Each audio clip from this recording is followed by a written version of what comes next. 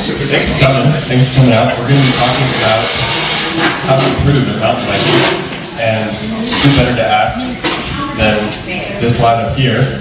So we're going to go down and have you all introduce yourselves to start, and what your association is with GGR maybe, or what team you race for, that kind of thing. Just give us a little rundown. Where do you live? What are you up to? Yeah, go for it. You're up. What's up? I'm Brandon. I'm from Bellingham. I'm associated with EDR. I'm a coach for them, and I met EDR about 4 or 5 years ago when I first moved here. I got first specialized in AGR Racing out of Toronto, Canada, and yeah. My name is Yeti Fisher. I'm also from Bellingham. I've been helping out GGR for like 4 or 5 years now. I race for Yeti Fox, and yeah. My name is Alden Pate. From Snohomish, and been a part of GGR for, similar to these boys, about 4 years. Kind of just hung around the pits, never done a couple coaching rides, racing for Commencal USA. Hi, Richie here. Yeah, I'm not, just hanging out with these guys here in Bellingham. I'm not used in Connecticut, but yeah, I've raced professionally since I was like 16, so I've got like 14 years of experience there. And yeah, I also raced for Yeti Fox Factory, and yeah, been an enduro racer for a long time. I'm doing downhill this year, so new experience for me. So, yeah. Sweet. You want to hand it back down and Richie explain what kind of racing he's doing? Yeah, you guys want to go through it? Yeah. I give Wells the second time.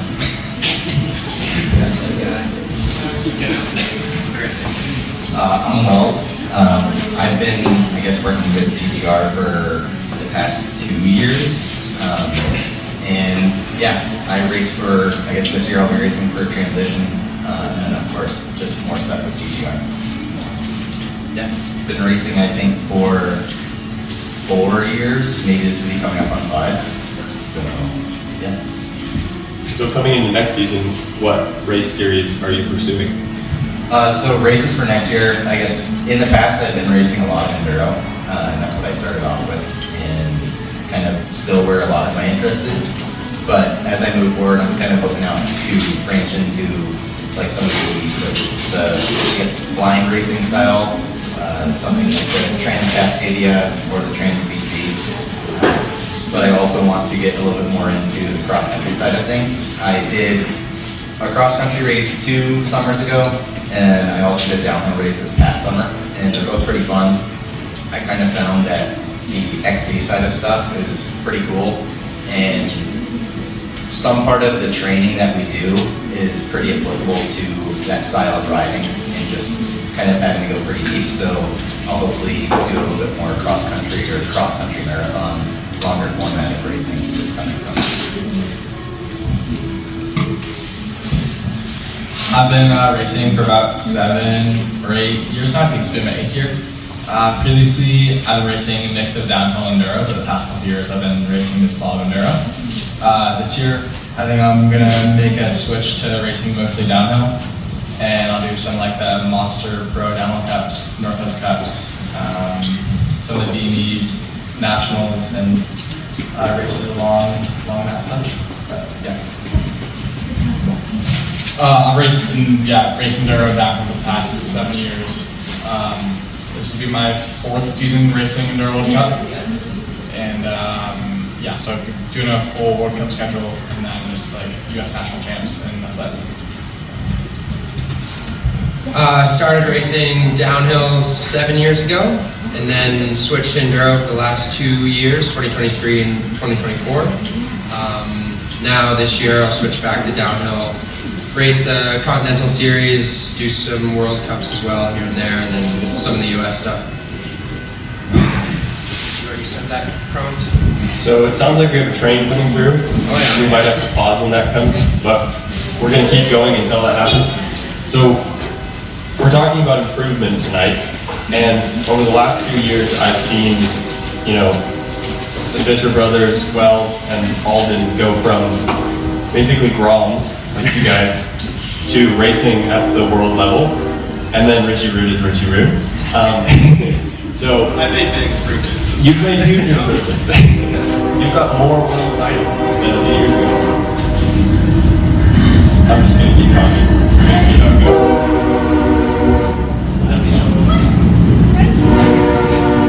Okay, so can you guys hear? Okay. So what makes the biggest difference? Like what has made the big difference for you, example, JT, 2 years ago? As far as I can tell, you were not contending for the U21 overall. And this year, you got second. And you've made huge improvements. And I'm curious, is there a training improvement or mindset at a race improvement? Like, what are some things that you guys have learned in the last couple of years that have made a huge difference? Wells, for example, I think last season, like the season before, you were racing expert, and this year you're contending for pro podiums at the Cascadia Dirt Cups. That's a huge improvement. What happened? So that's what we're trying to get to the bottom of, and hopefully you folks can learn some things from these guys because they're doing it. They're pro racers. So yeah, go for it. Honestly, I would say the biggest thing for me is like I've always like really just enjoyed riding my bike and like having it's like just so much fun to do. And like so I just like the more consistent I was, like I realized that I like love riding my bike, but I would come, you know, like I'd ride like a bunch of like a month or like a couple weeks, and then I would like not ride for like 2 weeks or like just kind of like space it out, and it wouldn't really be super productive. But I realized that like if I was just really consistent and just like kind of just took day by day, it was like, oh, I'm gonna go ride or I'm gonna go to the gym or just do whatever, and just like over time, like over the period of say like October to February, like I was to ride like a couple days a week, like it just makes such a big difference, like how much like stamina and endurance you build up over time like that. So I don't know, I think that's probably the biggest thing for me is like I just had like so much fun riding, and like the more I did it, the better I got, I guess. Yeah, I guess building off of JT and consistency, I think being conscious of what you're doing as an athlete, because all of you guys here like to ride your bikes, and you probably do it a bunch over the summer and in the winter and things.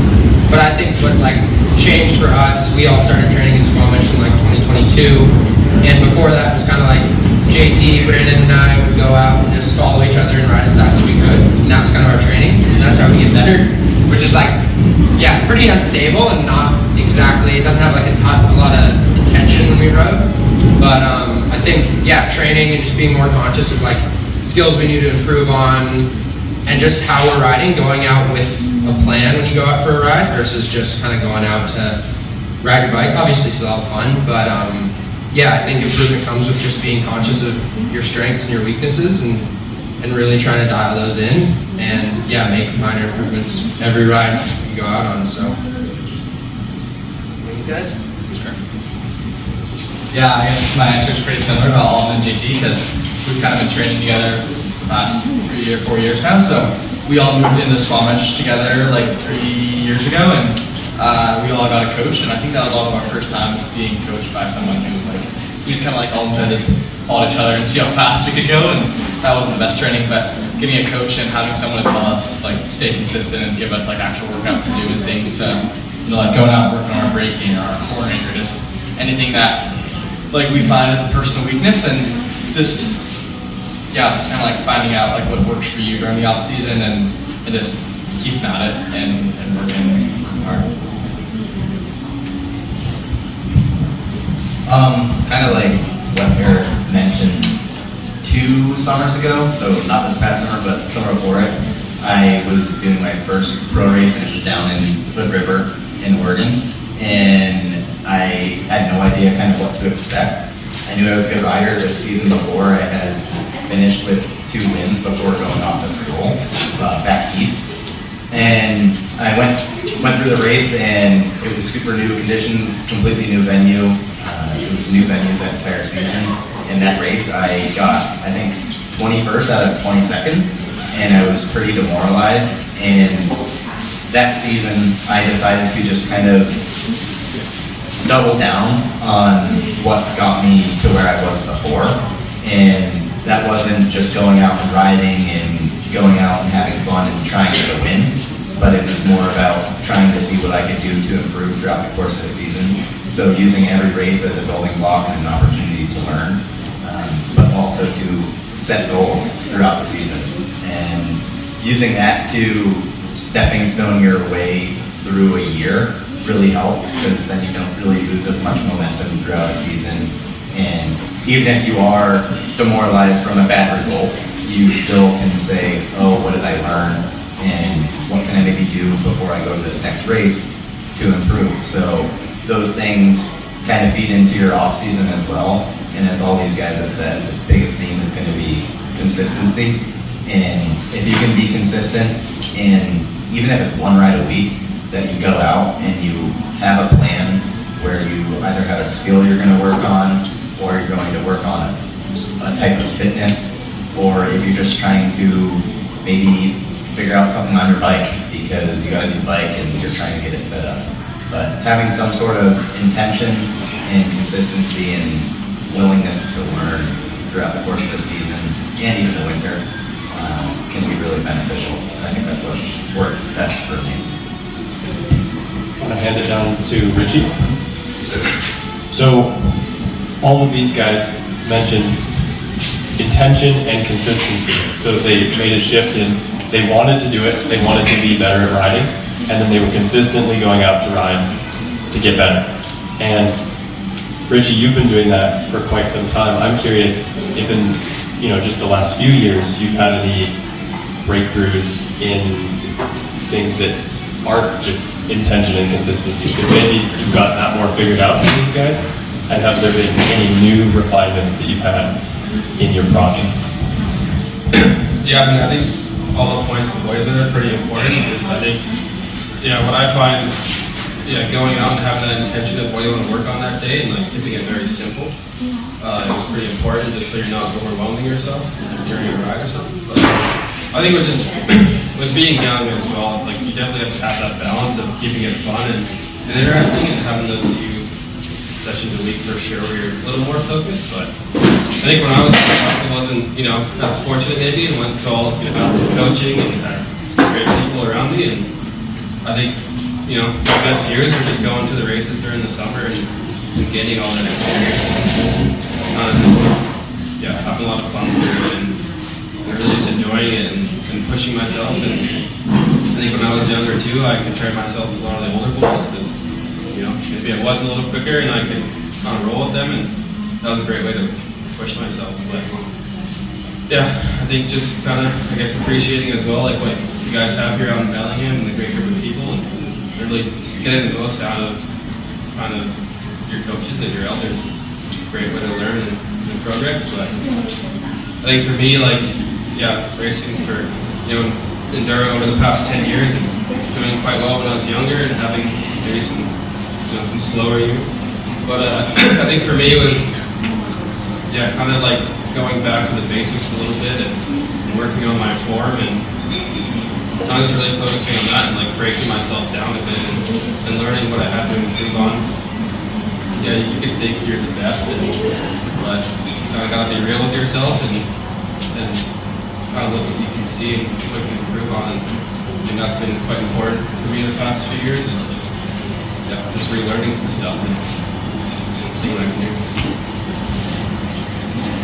I think that's a great segue into, you guys all kind of mentioned moving up to Squamish and getting out of your comfort zone, riding with people who are above your level, getting humbled, kind of like what Richie just said. Sometimes you have to be humbled.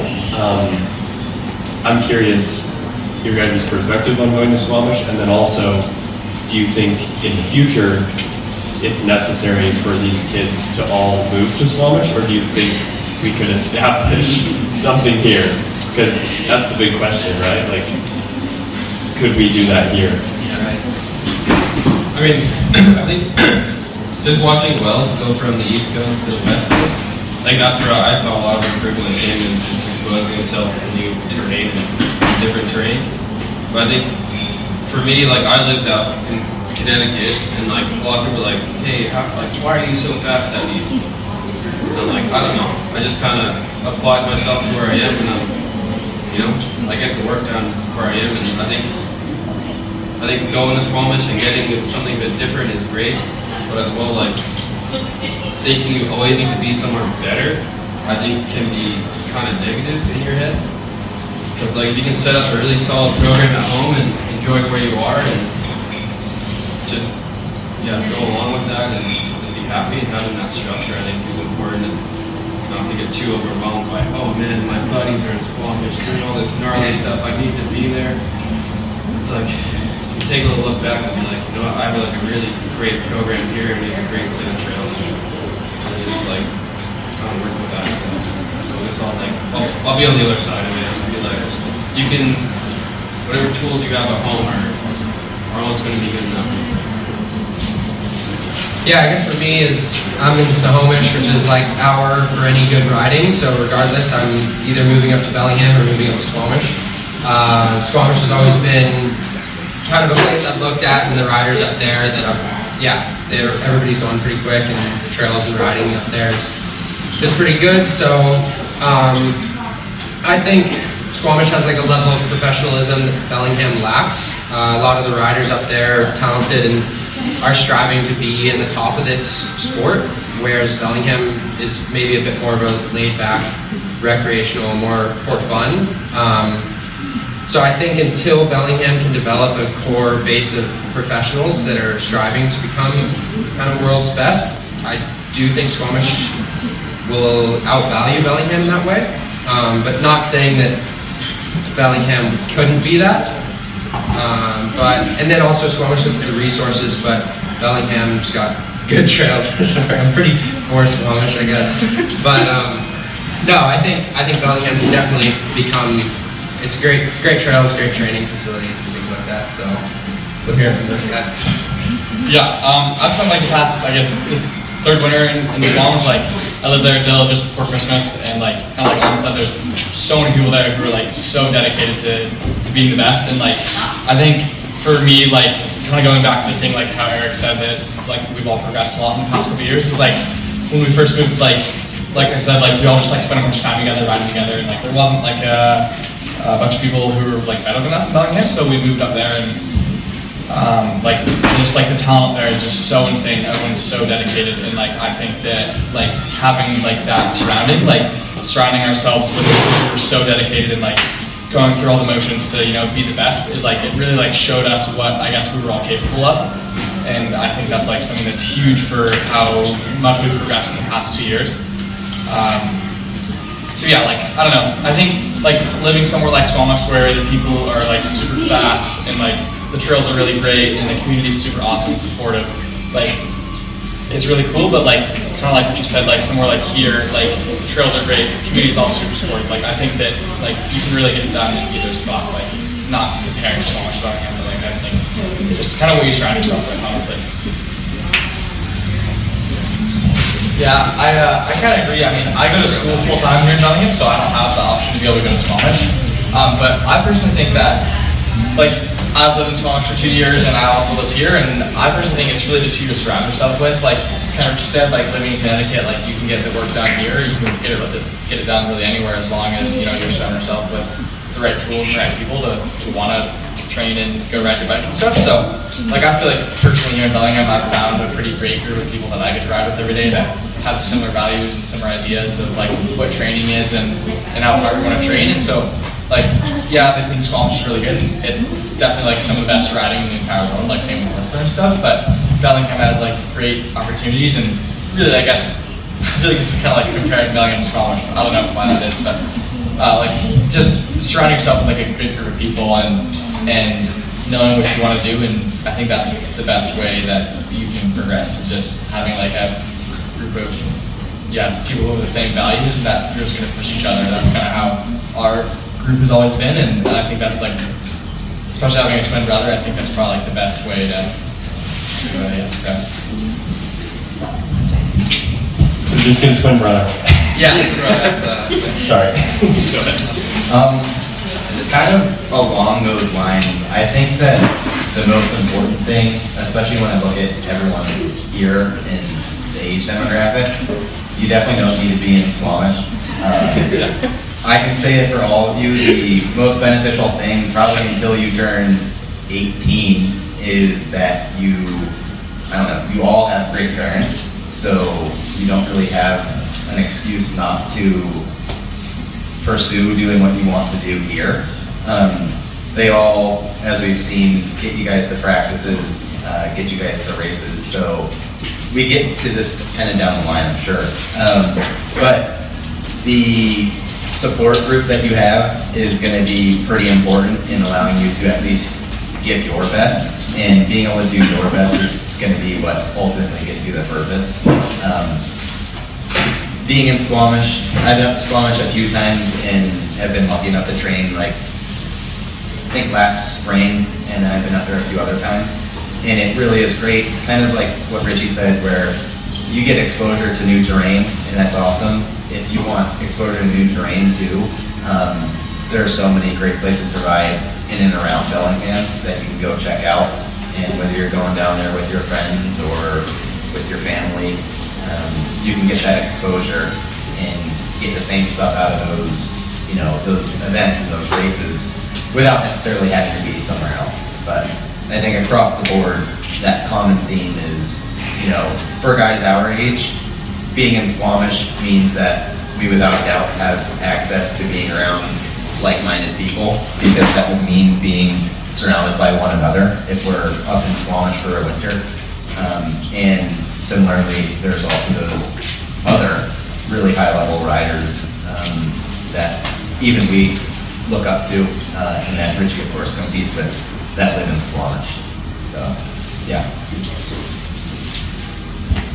So moving on, let's go down the line and talk a little bit about race day.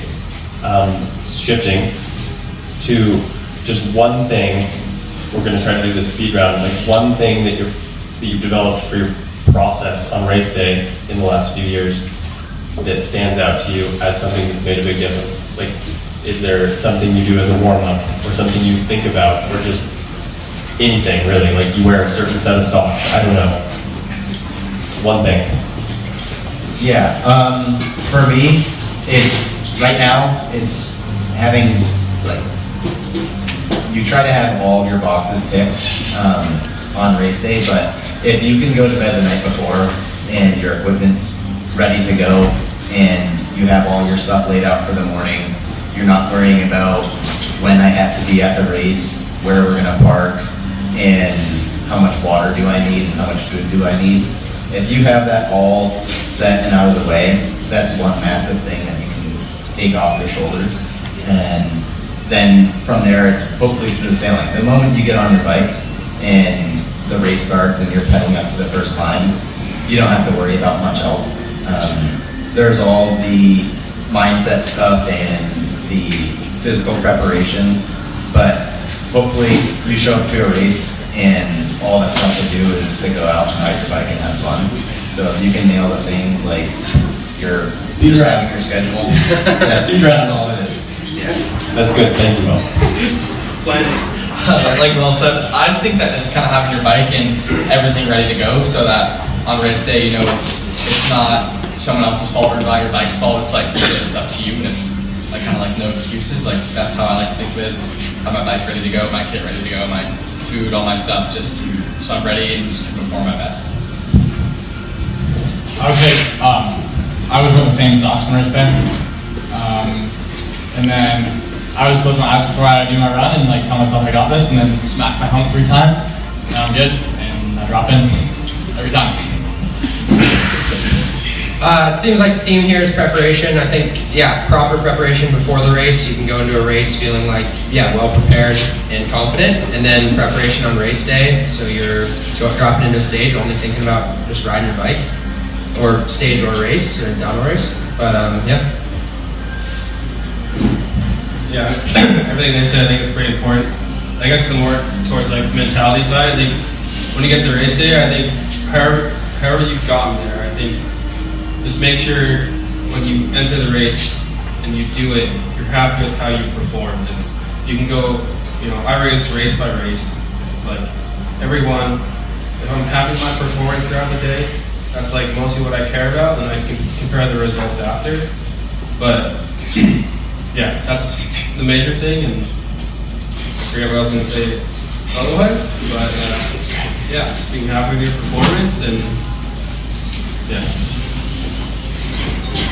So my next question is, what are some things that people around you do to support you that make the biggest difference? And we're going to try to do one thing again, speed round, but obviously we don't operate without support of others. And to get to a high level, you know, we rely on a lot of other people. That's what a pro team is all about, right? And so what are some kind of things that stick out to you as like low-hanging fruit that anyone could maybe kind of do that pro teams are doing, or that your parents do for you that has made a huge difference? Yeah, I mean, so I'm on a professional team, so we have probably, you know, there's a lot of people that take care of a lot of stuff for me. So when I go into the race, I get my bike from my mechanic, and I know everything's 100% taken care of, and I can just shut my brain off on my bike. It's great. But I think, yeah, when I was younger, it was me and my dad, or me and my dad and my mom going to races, and just being in that really great environment and having that kind of positive attitude, I think, towards races, and just having it be real fun and not too stressful. But you know, there's always that little goal in the back of your guys' mind. You want to like have fun in a race and do well. And I raced with my dad. I think competing against my dad, I think until I was like 14. So like having that little bit of like fun competition was really, really great for me. Yeah, I call my dad before every race. Just kind of, we just talk about the race and try not to put too much pressure on myself going into the race, because that's, although it means a ton to me, my result, putting so much weight on my shoulders with the result doesn't really help my racing. So yeah, just trying to kind of step away from the weight of the race and just ride my bike. I think two big things that helped me a lot is like had a mechanic last year, which was really nice. So I was like able to like not have to worry about my bike at all. Just grab the bike from the mechanic and it's good to go. And then my mom came to Europe with me last year, and pretty much like I was able to just focus on racing. And so like my mom like made my dinner and my breakfast, you know, like almost every day. And so it was like just having the ability to just kind of focus on what I'm doing and just have some like good food ready for me. It's like pretty nice. Like that was definitely the best thing. I was gonna say the same thing here. My mom and I definitely pretty helpful towards my racing. Like, you know, just at the end of the stage, like handing me a Coke or, you know, something to drink after, and just asking me how it went is really helpful. So I definitely think that's the most helpful thing towards my racing. Yeah, to mimic that, same thing. Just having family around when it's there, it's really nice. Especially if you have family members that really get it. So if it's bike maintenance, or if it's making food, or just driving you to and from the venue, that's nice. If you can't have that, the next best thing would just be having a good race buddy, someone to practice with and someone to race with, and then someone to hang out with when you finish racing.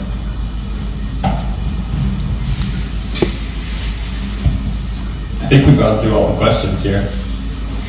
Did I miss anything, Wells? You had a great note sheet, so I want to make sure. About bike mechanics, maintenance, and stuff like that, bike setup. Made a question. Oh yeah, changes. Yeah, what's the question? I have a couple questions. Yeah, let's do Q&A. How's that sound? I think if we go into bike setup, it's just going to be a rabbit hole. Yeah, you don't need anything. Like, You need a we're going to try to avoid talking about bikes, and we're going to talk about personal people. OG. Let's hear your question. Okay. First, thanks for being here, and thanks for your vulnerability. Like, those little pieces that you're sharing are inside things that you've developed over a long period of time. They're really personal, so I appreciate you sharing them. So what do you do? Tell us what you do when you encounter sacrifice. Because you've encountered a lot of that, right?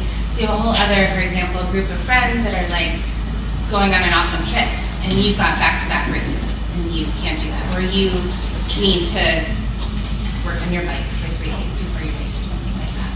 How do you move through that FOMO, or the sacrifice that you're constantly encountering, right? That's really difficult. Like it's really difficult to deal with. Sure, yeah.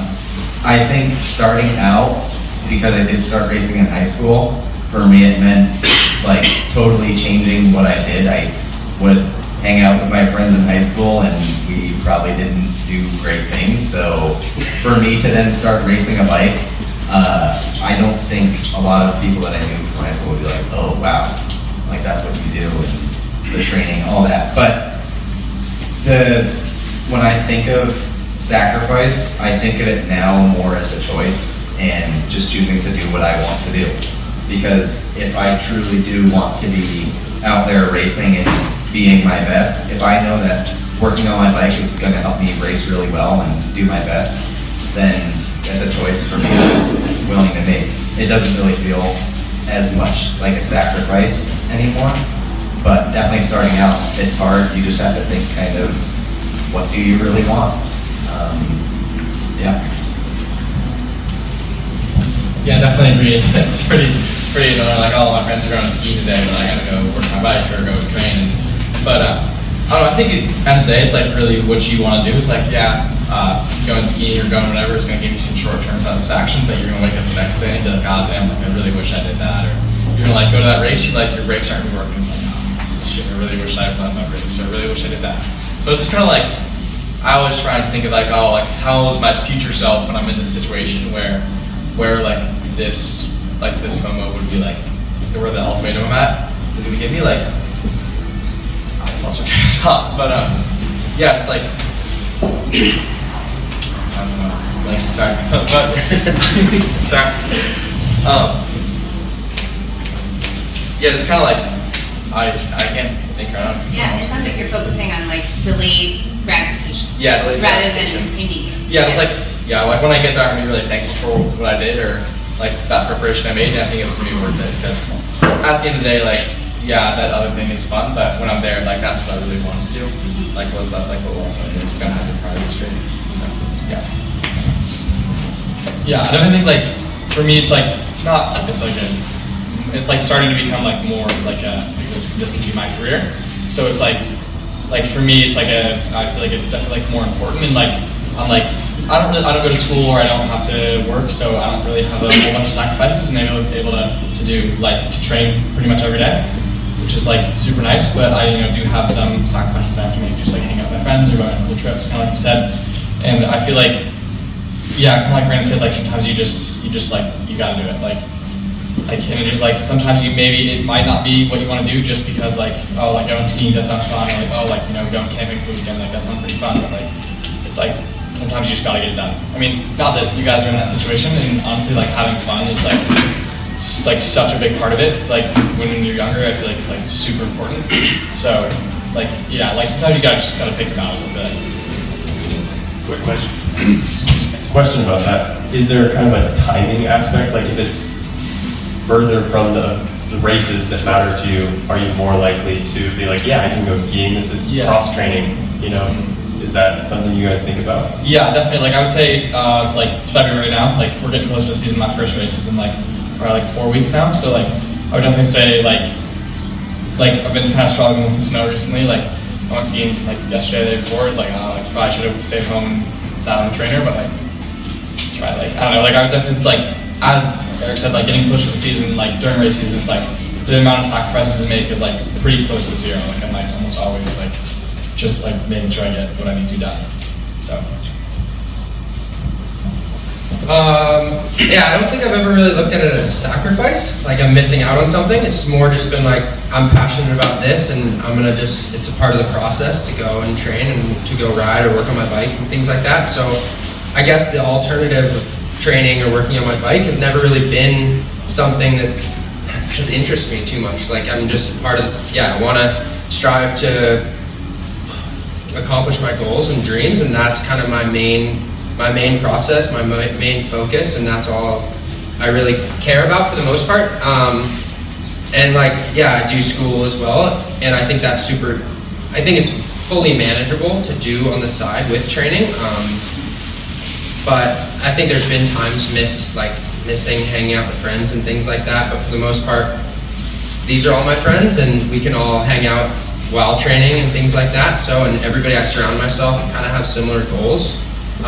So for the most part, I don't think I'm ever really at a crosshair of going one way and doing something and then training, because that's, the training is kind of what I would want to do majority of the time. So, yeah. Yeah, a little hard to add to everybody, but yeah, definitely just enjoying where you are. And yeah, I think with the timing stuff, it's definitely when you're closer to the season, that's kind of, we gotta like tighten things up, and maybe you do have to think past of some other fun things you want to do that will distract yourself from riding bikes, but I think there is that time where you can have a little bit of leniency and you kind of make sure you're happy in life as well and enjoying it. You know, like I can spend up to 3 months away from my family, so it's like that's a bit of a sacrifice, I guess, for me. I can be away for a while, but also that can be sad, but at the same time, it's like I am where I want to be and I am enjoying riding my bike and racing, and that's kind of what I'm doing in my life, so yeah.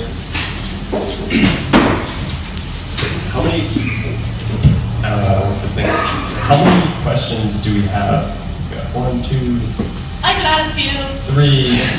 I was kind of thinking we could do like, you ask one person a question just to keep it quick. How's that sound? I mean, well, for a couple of you guys answered that pretty well, please. Yeah, I think we've got pretty consistent answers. We're gonna start with Ellie Hansen jacket in the back. I can't recognize. Oh, who are you? Huh? What's your name? Scott, Sky. What's your question? how do you like balance professional training and racing and like school? How do you get ready for like high school? I'm not the person to ask, but Hand down. So, I would say that I was like a professional when I was in high school, but we went to what? Someone else answer this question. You got it. No, you got it. No, no. Brandon, you're in school right now. Yeah. Wells, You're in school right now. The more, I don't know, you guys have to be kind of pretty on about what your demands are for time. The more, obviously, I think your school should be the most important thing that you are focused on. When you get to college and it's costing thousands and thousands of dollars, it's even more important that you're focused on a school.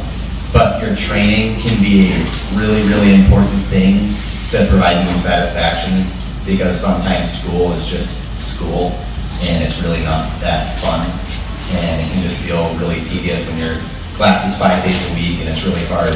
But like some things that have worked for me, I try to make it a point to, right now, be in a gym, you find the time. If you want to be in a gym or doing something structured, especially the younger you are, if you can find the time to do something 2 days or 3 days out of the week, that's going to be more than sufficient, because I'm sure that on the weekend you'll be getting out there and having fun. You might be, like this time of the year, cross-training, which cross-training just means having fun.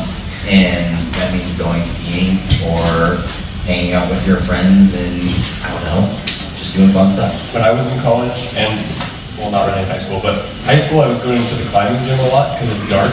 And then in college, we would go to the trampoline park all the time. It's really good cross-training. Like, you can find things to do during the dark season. Yeah. I guess like I started racing professionally when I was in high school, but I think when I was in like middle school and everything, I don't know, I made it work pretty well. Like you go up to school and ride your bike for a couple hours and you kind of balance it that way. And I think I didn't go to college, but I told myself I was going to get through high school, and wasn't there much the last 2 years, but got the work done and made it happen. And yeah, after school, middle school and high school, my mom would take me to the BMX track and hang out for a couple hours and get your homework done. And, yeah. It's worth mentioning that Richie's really good at riding bikes, so if you're really good at riding bikes, you can shift the balance a little bit. I don't know, like, I feel like I have the time now where I could probably be in school and do that, and I think it'd be a great focus. Yeah. So kind of building off what Will said, sometimes it's actually nice to have other things to do to keep balance in your life. So the training can be fun because you're not studying. The studying can be fun because you've been training a lot. It goes both ways. Let's do another question. What's your question? So what would like be the best thing to focus on for those who are pretty new to this world? Like, she's pretty new, this will be her first racing season, and she comes from parents who don't bike. We're from Florida, it's really flat there. It's a whole new world that we don't understand at all, and there's a lot, and it's really overwhelming. So like, I don't know, what would kind of be your biggest thing to be like, start here, and then, yeah. Wells? I feel like the parents probably have good answers too. But especially, Yeah, I think I might weigh in here. yeah. Just show up at the races and build community with other people who are doing it and have done it before with slightly older kids. And if it seems fun, then go for it. You know, like it's just about fun when you're getting into it. And the reason these guys have gone so far is because they found it really, really fun and they wanted to continue to pursue it as a career. But it's about fun. Anyone want to weigh in on that? Oh yeah, you're like you don't really, I don't know exactly what's around here because I'm quite new to the area, but like, yeah, just going to there's a pump track here, right? Yeah, there's one right over there. Yeah, like going there and just playing around. Like I went to our local BMX track when I was younger, and that's kind of how I got into more. I kind of saw riding bikes and just went there and played around for a couple hours. Or I also started going to like local cross country races and just opening yourself to the community and making friends and having just be very social and that. Cool. Let's do another question. Anyone? What's your question? So, of course, sometimes the bike isn't fun. What is your favorite way of training not on the bike that they could get inspiration from? Going to the gym count? No. Why? Gym's not a sport. Oh, it's not a sport. Dirt jumping. Does dirt jumping count? Or trail building? Trail building's training. Rowing's pretty fun. No, it's not. Yeah, like sitting on a bird, if you can get a bird, that's pretty fun. It is. If you need something that's pretty fun just to switch it up, and if you want to do the complete opposite of riding a bike, which is sitting like really hunched in and just dealing with compressing, the opposite would be rowing and just opening your body up. So, I don't know, I think it's pretty fun. Probably like social team sports or Yeah. Or moto. Yeah, I feel like riding my dirt bike is like probably my favorite thing to do besides riding my mountain bike, which is like pretty much the same thing. But like, I don't know, any like team sports. Like I like playing baseball and like basketball and like middle school and stuff. So really just anything. I don't know if this is training, but trail building, and it's pretty. And I guess it's kind of like mountain biking as well. But if you build some trails, then you might get hyped on riding the trail. And I think whenever I'm feeling like stuck in the rhythm or stuck in the rut of riding, do some trail building, freshen up the trail, and then you're hyped on it again. Ride it with the boys, and gets the spark back. All right, next question. Anyone? Sure. You've already asked a question. What's your question? My question was also on training. Hello, my name is Katie, and thank you so much for doing this panel. This is fascinating. I'm so interested in the process. So maybe if you could share, or one of you could share, like when you started doing training, what's not on a bike, especially in the winter, what did you do, and how did you get that into your life, and how did you see it changing your life? Yeah, actually, I might direct this at you, Alden, because I think you actually had a lot of gains in the gym with Joel. And so these guys talked about moving to Squamish, and I think maybe a big part of that is actually there's this guy, Joel, who owns a gym, and he specifically trains professional mountain bikers. And so we don't necessarily have that like ready to go resource in Bellingham. And Alden, Wells is building a training facility. yeah, Wells is working on the training facility, so give it like 3 months and we're ready. No, but Alden, for real, like, what was that like? Yeah, I was like, I guess quite weak as a rider, and just had like some skills, but it was definitely like my limiting factor was just my strength. And I grew a lot. I grew a lot and was just pretty weak and was a little weird on the bike. And I think going to the gym helped me out a good bit, just getting that strength back and kind of getting used to being a bit taller. But I don't really know. Yeah, there's not a ton of resources for mountain bike coaches for the gym. So that's kind of what was a motivating factor to move up to Squamish, since there's a lack of coaches like that for training specifically for mountain biking.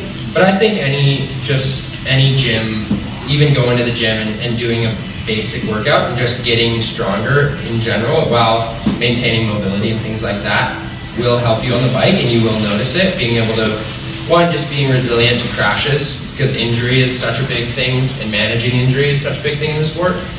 But yeah, I think being able to just get overall stronger and more mobile as an athlete will improve your riding. But I guess, figuring out a program to do that and maybe get tailored towards mountain bike specific workouts would be the next step after that. So maybe Wells in 2026 or 7. I don't know. Do you feel like your question was answered? Oh. Did that answer your question? Yes, thank you. Okay, cool. I I wanted to add to this, like maybe if you were going to start with one movement or one exercise, and I kind of already know you're going to say rowing, but I want to know everyone. Like, it can be so overwhelming to go into a gym as a mountain biker. Where do you start? What would like a really simple workout, like if you're going to do like quick warm up, one movement, what is that? Warm up, one movement, and then what? And then leave? And then what? I'm just asking you, like, what's your starter workouts? If we were talking like super basic starter workout stuff that I've like done before, especially during the race season where I'm like don't want to go to the gym and just want to maybe work out in my yard because it's really nice out and it's the summertime. If you can get a kettlebell, that will be like, probably the best thing you can have, because you can do push-ups, you can do kettlebell swings, you can do core work. Those are your basic things. I would say push-ups, some sort of core exercise, like a kettlebell swing variation, and did I say squats? Like a goblet squat. So those are going to be really good. Split squats. Shoulder movements, like for crashing. Yeah. A kettlebell, like a nice band for some like shoulder workouts. There's a lot. I think that if you wanted to make it really simple and like not too intimidating, because I don't think going to the gym and just starting to lift is going to work. One of the things I noticed is you are definitely an athlete, so you should train like an athlete, and you're not going to go to the gym and do a push-pull press, like, push-pull legs split. You want to work with someone, like there are pretty good resources in the area.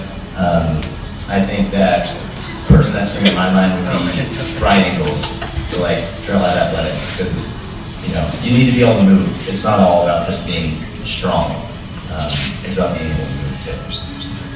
So I guess there is resources as well. I wasn't familiar with the resources here. So. Well, sometimes it's about being in the exact space with a personal trainer. Right. But personal trainers are very expensive, so YouTube has all of this stuff. Like, there's no secrets. You just have to decide on the spectrum. Like, do I need someone like right there telling me exactly what to do, or can I figure it out myself? Yeah, I worked with someone from Canada for the past 10 years, and I've been on the East Coast, so it works out. Anyone else want to weigh in, or should we move to the next question? What's your question? Does skiing help with mountain biking? I'm not a huge skier, and I haven't skied for a while, but I feel like just being out there and like pushing yourself, not that you should get hurt, but like pushing yourself and just like take those little mental risks and just like working on form in a different sport, I think is very beneficial to then applying that to mountain bikes. And as well, I think Finn Isles was a really fast ski racer. In Casper. And they are very great mountain bikers. Ten weights, yeah. Yeah. But you can see Jesse Melamed sends it on skis, and he sends it on his bike, so there's got to be some sort of correlation. Yeah, you at least can get pretty comfortable, like, no matter what your style of skiing is, it could be, you get used to the speed aspect of it, start carving turns and you're on groomers, or maybe you're in the backcountry and you're just getting used to being, I don't know, really smooth and fluid in your movements, which we'll talk, we get told all the time, athleticism. So if you can just be maintaining your athleticism for your skiing, it's going to help you some way, or it's at least fun, and that helps. Any other questions? Oh, we got a bunch of us over here. Far back there. Sorry, I don't know. Trying to make this, I guess it's clear. You see a few riders now choosing, maybe Casper, you mentioned going the downhill route. Was there ever a point where you guys decided, or what was the deciding factor between enduro and downhill? I'm just curious if there's any, and Richie, obviously, you're mixing it up. I'm just curious, is it just based on where the sport took you, or just what were those defining points where you decided? Well, yeah, when I was younger, I raced downhill for a couple of years. I won world championships in 2013, and then our team moved to the more enduro side of things. It was a growing sport, and it was becoming more popular. So it's kind of like team influence, but also at home. I think what I was doing for training worked a lot better for enduro, and also my teammate was going to enduro, so it was like, all right, I want to be with him. I want to try and improve here, and I think there's going to be a better discipline for me. And now I'm kind of switching back, and for me at the moment, it's kind of like, at this point in my career, I think it's a great opportunity for me, and it's a new challenge, so I'm kind of keeping it fresh, even though I think, I still love racing enduro, and it's kind of, I think, what I could still succeed at, but yeah, for me the change is something new, it's a new challenge, and it's,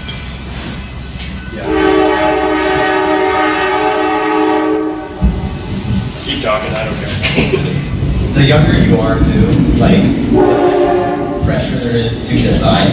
I think that you can even just mix it up and just do a lot of different disciplines as you're young, because ultimately you need that exposure. So if you do an enduro season and you decide, I only want to do enduro, you don't know what's really out there. So I've done an XC race, and I've done plenty of enduro races, and I've done one downhill race, and I don't really feel like I totally want to throw a ton of time at downhill, just because of the riding that I do. I love pedaling, but yeah, the younger you are, it's probably more beneficial to just stay undecided. Yeah, untethered. Yeah, I think just chase your passion. Obviously, you guys are all young, so you have the ability to try a bunch of different, different racing. I was doing downhill for 4 years, and then kind of didn't feel like I was ready to move up to elite. Didn't think I could do well, so I wanted to do enduro for 2 more years because there was still a U21 category. But my passion's always been with downhill, so moving back this year to downhill, and pretty hyped on it because, yeah. Does that answer your question? Yeah, it's asking more for me than him. That's good. You had a question? What was one thing that you wish you had known or that you've done earlier in your career or now even? Either routine or diet, just That's kind of a hard one, but That's a good question. I guess to build on that, I was going to ask, what are some mistakes that really stick in your head from the last couple of years? Things that, like race day mistakes, or like overtraining, like you hurt your knee or something, I don't know, just anything kind of along those lines. Yeah, what would you change?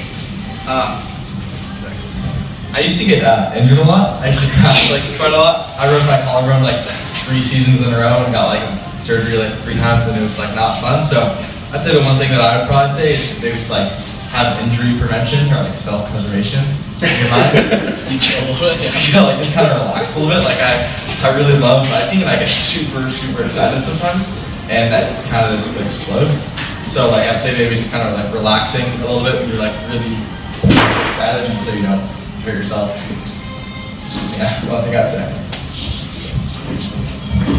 I think my biggest thing has been, especially within the past few years, as you spend probably more time on social media and you start seeing what all your friends are doing and what your competition's doing and all these other things, that you kind of get distracted from focusing on what's really important and just doing what you can. So I would do a lot of overtraining, and I wouldn't really listen to my body, and in terms of if I was thinking that I had to be training that day, then I would just go out. So there was probably a lot of time spent in that red zone, like just over the limit and not really enjoying much about what you're doing. So if I could boil it down to an actual piece of advice, it would just be to spend less time worrying about what other people are doing.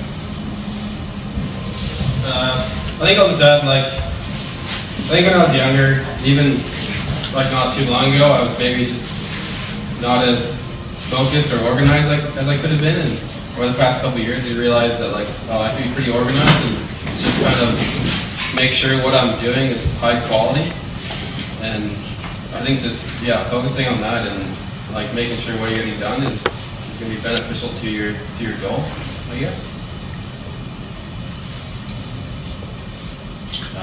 Anything else? Any other mistakes? What do you think you've learned?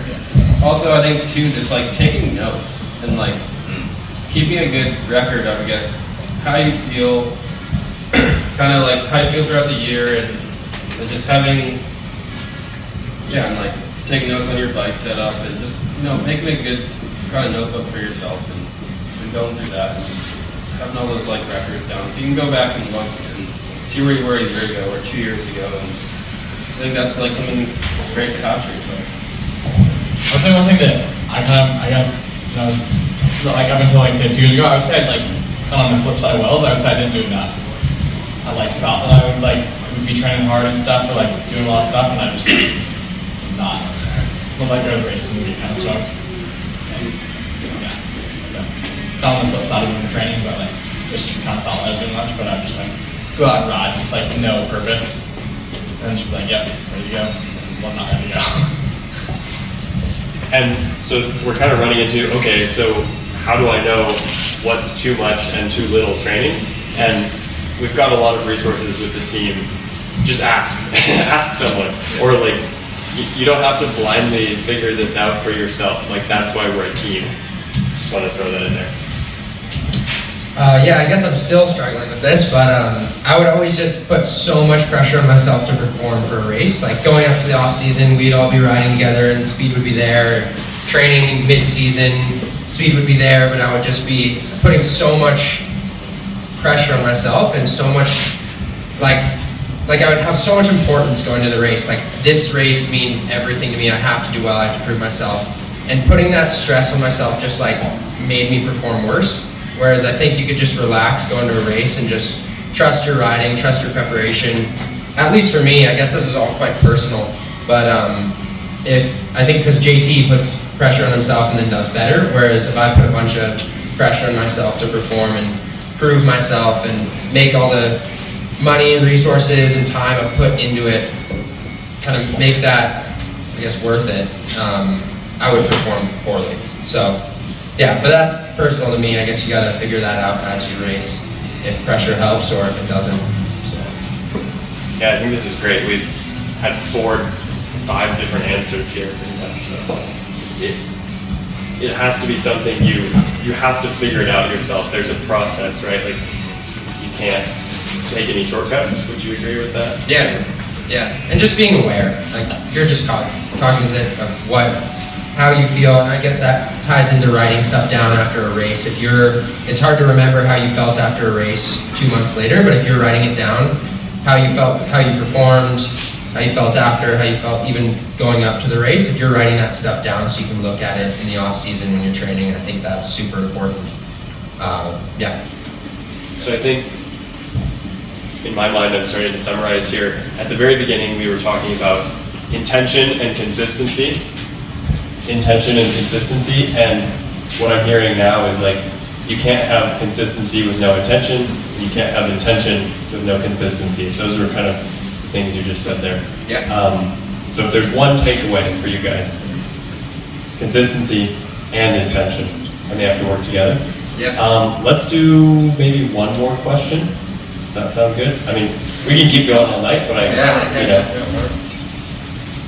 go for it. So I don't know for you guys in the room how new or not new you are to racing, but I'd imagine that you haven't done a whole lot of it. And so for you guys up there, what is something that like maybe you always look forward to on race day that maybe the younger athletes in the room who are maybe afraid of racing can take some inspiration from? It can be in the process, right?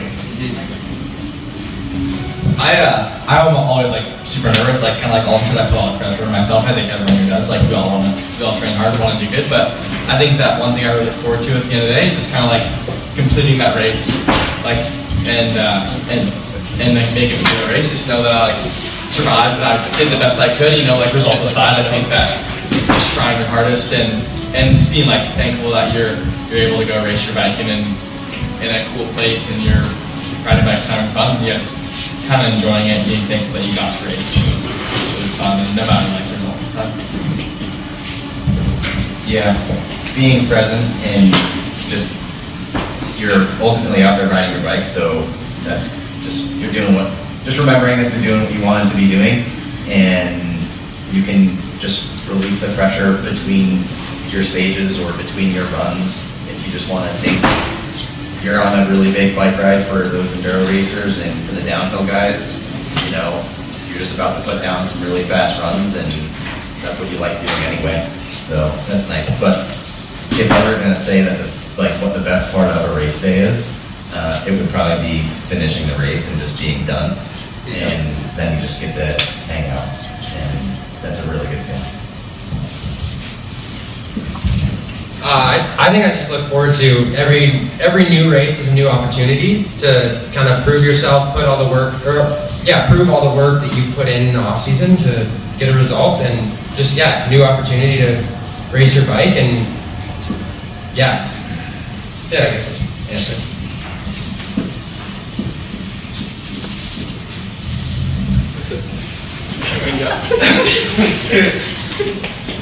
I don't know, there's so many things I guess come to mind, but I guess I've been lucky enough to race in Europe a lot, and a lot of the times it's enjoying kind of the scenery, honestly, and distracting myself from what's going on, but at the same time, I think what I love about racing is just when you're mid-stage or mid-down a race and you're focused and you're just in your little own groove and thinking your own thoughts and flowing. That's, I think, what I love the most about it. And probably why I guess I've done well is like, I just love getting in that mindset. And being super nervous in the morning, I love it because I know I'm ready to race and this means something to me. And that's always a nice little motivator that I kind of look forward to. And having your morning coffees and stuff, and, getting fired up.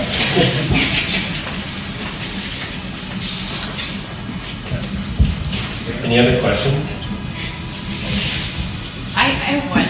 Yeah, go for it. I'm just wondering, along those lines, do any of you have a mantra or something that you say to yourself, right before you start a race? Yeah.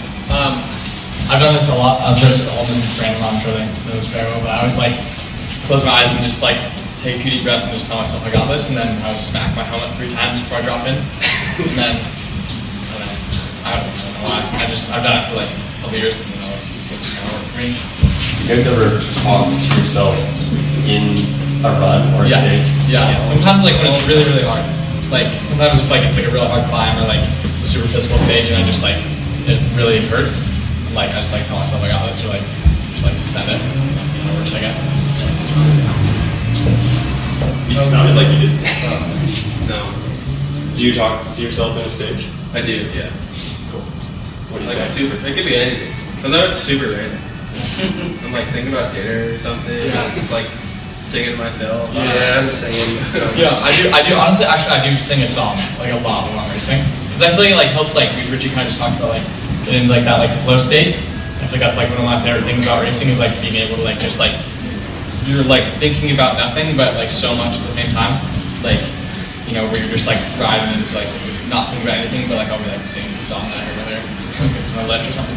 I guess sometimes it's not maybe a mantra, but like this like my routine before I drop in. I guess is always the same. That kind of is what is my thing. You know, tuck the pants in, like tuck the shirt in, and put your goggles on, and that's kind of my go time little thing.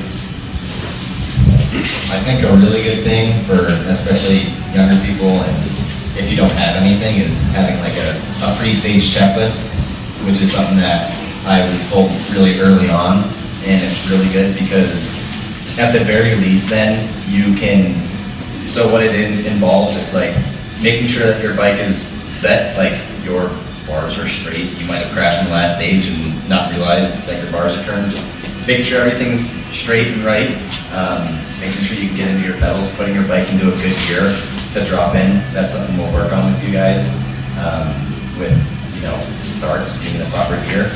So it's proper gear, making sure that your suspension's unlocked, ready to go, you know, resetting those little O-rings on your shock.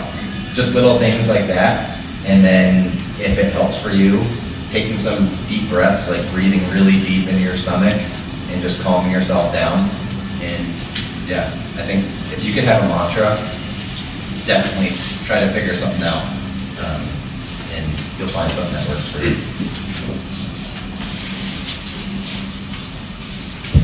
I tend to find in race stages and when I'm doing video projects, I just am always saying, focus! So, that's my joke. Being positive works. Like, if you're to compare, like, what you say, if you are gonna internally say a bunch of negative things, like, I can't do this is really hard, this is impossible,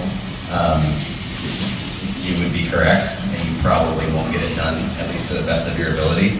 But if you believe in yourself, even if you don't completely believe in your ability to do something, just telling yourself that you believe that you can do it will make you, like, you greatly increase your ability to do something. That's really something I found.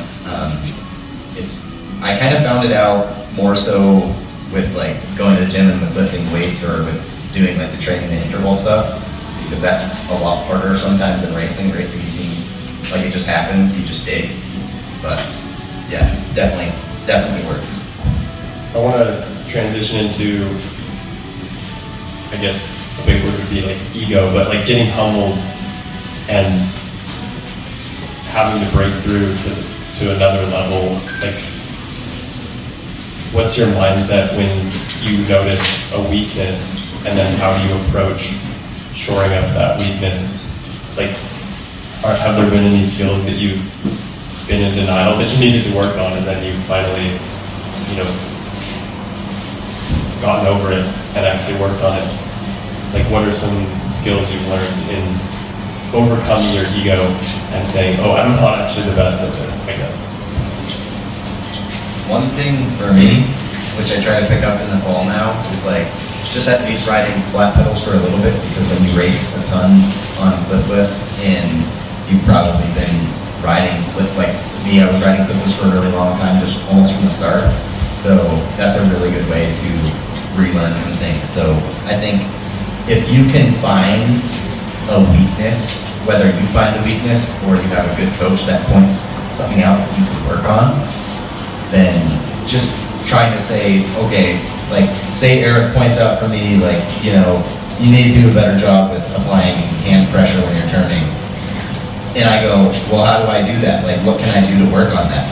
And you can come up with your coach, or with your parents, or with your friends, ways that you can train that thing once a week or twice a week, depending on how much time you've got.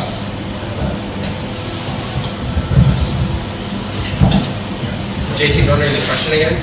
There's always That was a really long-winded question, I'm sorry. The question was, how do you approach weaknesses? Like, are you thinking about your weaknesses, and are you okay with having weaknesses, or are you like, I'm the best, and you're like, not thinking about what you need to improve?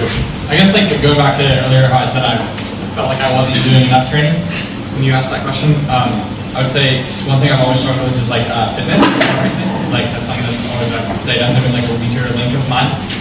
And I always just kind of like pushed it off and was like, oh, like it's alright, I'm just like not a fit person. Just gonna figure that's how it was until like I guess like probably about 2 years ago when I started training with the coach in Canada. Like I was like, oh, I should probably actually like do this now. And like start doing intervals and stuff and that.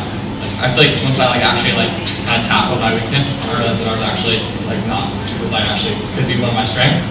And I would say that's like in racing this like past season, it was like definitely one of my strengths. So like yeah, like that's something that like helped me. It's like I don't know, just I had a weakness and like kind of tackled it, and now it's one of my strengths. So. Yeah, I think for finding your own weaknesses, it's about being critical of yourself as a rider, but not obviously overcritical, where you're like tearing yourself down, like, oh, I messed something up, and then you're just pretty choked about it. And not being overconfident as well, like, I'm just the steeziest guy on the mountain today, and just being set on that. Like, there's probably somebody out there that's steezier than you, and just being okay with that. But I think once you've found your weakness, I'm always hyped, because then I know what I need to improve. It's pretty hard, I think, finding. It's like you can just ride and be unconscious of your weaknesses. And once you have somebody point it out, instead of being like defensive and being like, no, like I'm good at cornering or whatever like that, I'm pretty hyped once I get a weakness pointed out, because then I know what I need to improve and I know what I can tackle the next ride, or in the gym, or yeah, in life. Yeah, the ego thing, make sure you do that. So, yeah. Yeah, I guess like they said, and yeah, weakness is always a place you can improve. Yeah, being a little bit, you know, always tell yourself you're a beginner, I guess. But also, I think that's great thing about when you're training. But when you're racing, you are who you are at that moment, and you're going to apply yourself to the race. And I know I have like a couple weaknesses when it comes to racing, and I'm not going to ride the track like some people will. But I'm going to ride as confident as I can be. And I will take different lines, and I'll race who I am. And I think that's kind of something very strong to like remember. Because you know, if you get yourself in an uncomfortable position and you crash, maybe you gotta look back and be like, hey, I could have ridden this trail differently, and I could have, you know, maybe I didn't need to huck this jump and save 0.5 of a second. I could have gone around it and been safe, and you know, maybe lost half a second, but you got down, you rode, and you were happy with what you did. So yeah, I think when it comes to race time, it's like you apply the skills you have, and when you're in training and when this time of year is a perfect time to look at yourself and work on issues. Cool. How bored are you guys? Are you ready to go home? You're done? Graham's working pretty bored. Yeah. Graham wants to play Fortnite. We're gonna go to good one. Everyone rides for food. What is your favorite on-bike snack? Fantastic question, thank you. Thanks. Rice Krispie treats. Not one thing. Paired with banana. Or with Anything. Or snack, or ride, shuttle snack. Or just Rice Krispie treats. Any sort of candy. Any candy, yeah. Any candy. No food for me. Like a good mid-ride sandwich. It's like if you're on an actual decently sized ride and you manage to stop and eat real food, you'll feel like a god. You'll keep riding, and it's really nice. You don't realize when you get sandwich before and after, though? Yeah. Hey, Mark. All right. I'm ready to wrap it up. One more? Sorry, one more question. Putting your race schedule together is quite a bear, right? Unless you're just straight up doing worlds. So in that middle space where you're deciding what races to do, who's helped you? How have you put that together? sometimes it feels like really consequential to not do a certain race because it's part of a series, and right? I had to put my race schedule together this year for the first time in a while, and I felt like I just kind of sat down and I thought like what I wanted to get out of this year. Like I'm switching disciplines, so racing a lot more downhill this year, and I think that like I've done enduro the past couple of years, so I'm like obviously like I'm experienced, I know like what enduro is, so I'm like, oh, like I'm just gonna race some more down this year because I'm unexperienced in that, and I think that obviously doing more of that is gonna give me more experience. So I kind of think when I'm planning, what I did this year is I looked at literally like every single race series there is almost, and I like put it all on like a sheet with all the dates, and then put them all on a calendar, and then just kind of decided from there like I'm gonna do these races because these get me there, points for this, and blah blah blah. And just kind of decided like what my end goal of the season was, and then just kind of put all my races on a calendar, and just decided from there what I was gonna do. I think it comes with trial and error. Like not spreading yourself too thin and trying to hit a race every single weekend. I guess if you have the resources and the desire to do that, do it, but that might be a bit ambitious. But yeah, just what your goals are, and then looking at the series and the races to do to achieve that. But really, yeah, I think it comes with trial and error. Just doing races, and if you like enduro, or if you want to incorporate that with the downhill season, do that. But or if you want to just fully focus on one aspect of racing, yeah. Yeah, I think personally, I also put all the things on one schedule, and then you start eliminating things. And I just go off of like, does this seem exciting to me or not? And then I'll like move it over, because then my feeling might change halfway through the season, or I get injured and I become more interested in cross-country racing or something. Like, you can't always know, but I think to start, you just have to go off of what sounds fun. Right? Like, are you guys picking races that aren't fun? Yeah, so. I just have a question as a mom. Like, can you still be a professional mountain biker someday if you just do the local races and your mom takes you to a few of the other races because that's all she can do? Does that make you a bad mom? No. And like, can you still be a professional mountain biker and like still make it someday, right? Yeah. Yeah, I would say so. Yeah, definitely. Please elaborate. Yeah. Cool. Oh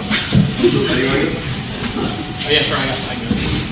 Yeah, like I would say, like I mean, like your child's talent has like no bound to like I guess like what races they do, right? You know, like at some point like people are like talent is like a part of it that comes to it, like but the races you do definitely help. But like I wouldn't say like only being able to do a couple would like I might restrict you a bit, but like at the end of the day, like you are who you are. So yeah. Once to like, especially as a younger, once they can drive, like you do all that you can for them, and we're fortunate where we live to have whether it's our spring series or the Walk-On World Cups, the Northwest Tune-Up. And we're gonna have more stuff this year to like other races.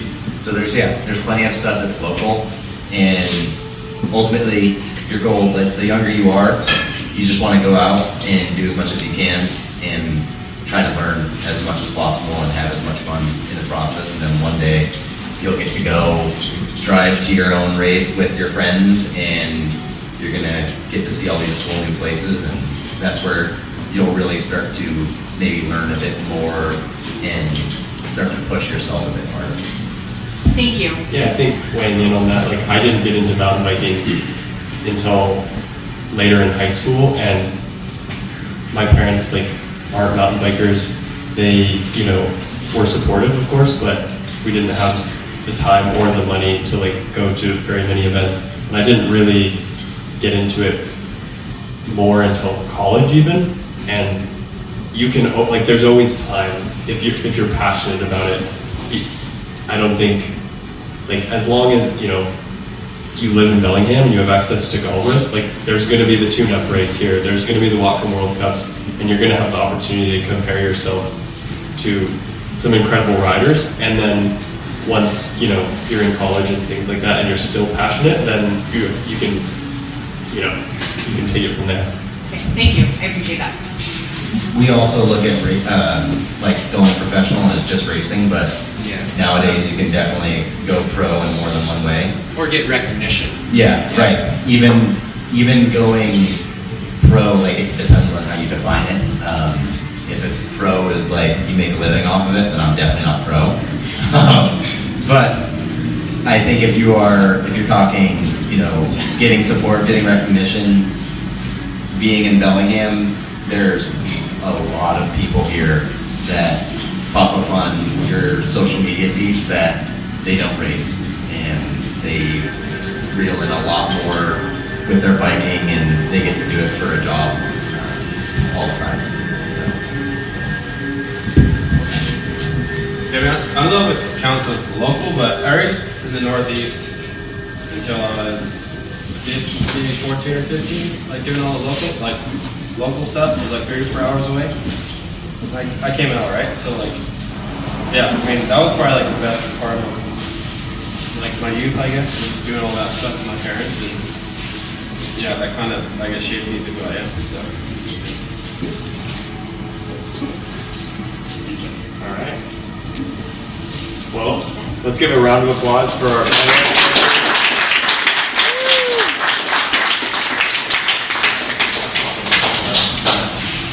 Thanks to Eric as well. Thank you, Eric.